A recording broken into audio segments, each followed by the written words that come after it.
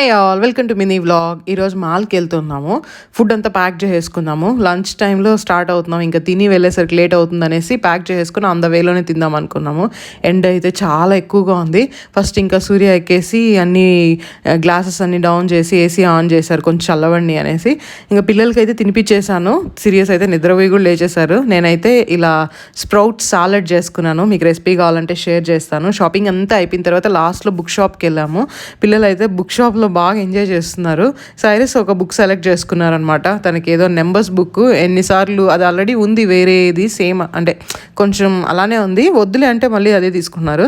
సూర్య ఏదో book select చేశారు నా కోసం. మీకు ఏమైనా తెలిస్తే ఐడియా ఉంటే కమెంట్ చేయండి. ఇంకా లాస్ట్కి సైరస్ వదలట్లేదని ఆ బుక్ కూడా తీసుకున్నాను. బాగానే ఉంది, కాస్ట్ కొంచెం ఎక్కువగా అనిపించింది అనమాట. ఇంకా తనకి నచ్చింది అనేసి తీసిచ్చేసాను.